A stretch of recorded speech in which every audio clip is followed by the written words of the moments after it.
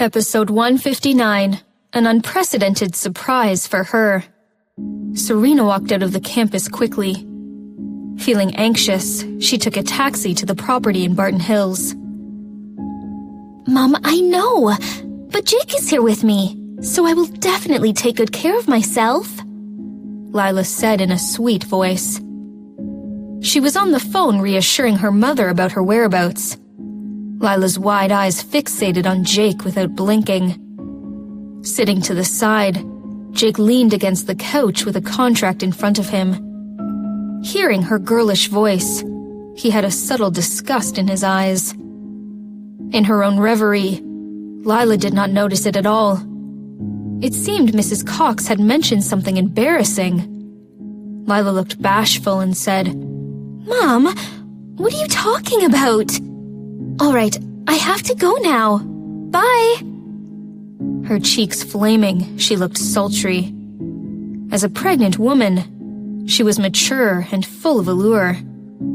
However, Jake was not attracted at that at all and said, "Now that you have talked to your parents, you can stay here from today. They will be responsible for your safety." He pointed to the team of bodyguards standing near them. Not too many, just 20. Then, he looked to the group of women from less than 20 years old to 30 plus. They all looked quite humble. "They will take care of your accommodation and food." There were 20 maids and nannies as well. Lila said excitedly, Jake, do you mean it? Her child is not even born yet, and you are spending so much money on him. After he's born, won't you spoil him? Our child. Jake couldn't help feeling disgusted. Resisting the urge to leave immediately, he gazed at her deeply with his dark eyes. His look so complex that it was hard to tell what his emotion was. Lila felt her heart was racing. Looking away, she said nervously, What? What is it? Was she extra pretty today? It was true that a merry heart makes a cheerful countenance. Touching her face, Lila couldn't help smiling. "It won't be for nothing," Jake said coldly, hinting at something. "Very soon, the cost will be recovered." Hearing that, she nodded and whispered, If the child takes after you, he will definitely be very successful and earn every penny back. Glancing at her, Jake did not explain any further. He stood up and said, "I should go to the hospital to get the dressings changed for my wound. You rest well and take care of yourself." Okay, Lila said reluctantly and grabbed his sleeve. Will you come? Tonight? Jake glanced at her hand, and Lila quickly removed it as if it was burned. "I'll be here after I'm done," he said coldly and turned away. She felt disappointed. However, thinking of what he had given her, she couldn't help feeling incredibly happy. Wait for it. She would become Mrs. Robinson sooner or later. The taxi was parked near the property. When Serena was about to get out, the black European-style gate opened. A black Maybach slowly drove out, and she clearly saw the man sitting in the co-pilot seat. He looked cold and indifferent, and so familiar. Looking towards the house, Serena saw Lila Cox standing at the door, gazing at Jake's ride lovingly. Serena felt like a hedgehog was stuffed into her heart, making it all broken and bloody. It hurt so bad that she felt it was torn apart. Warm liquid came to her eyes and then fell.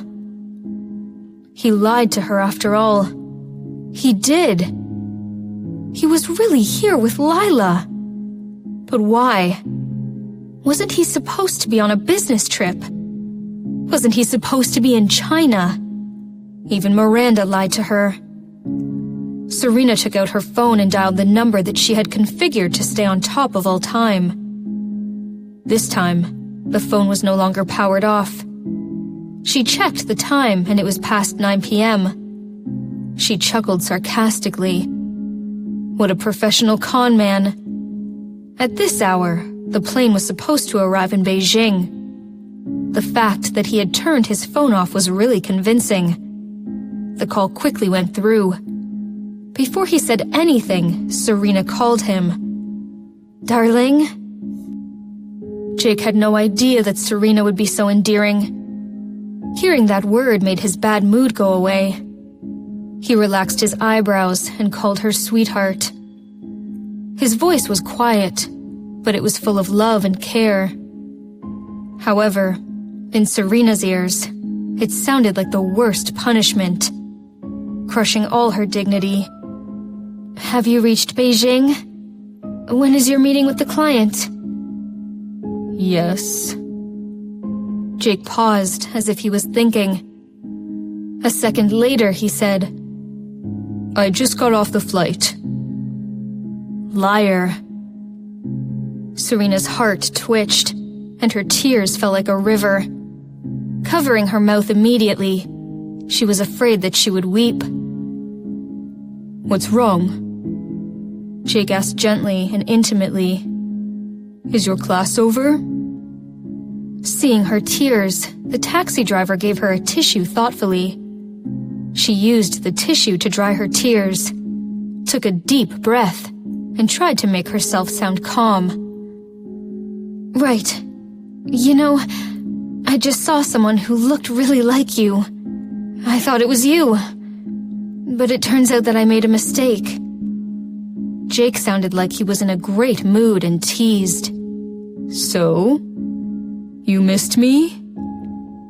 Serena's eyebrows were knitted. Her face blushed. She kept silent for about 4 or 5 seconds before she answered slowly. "No, not at all." "You don't have to lie. I won't laugh at you."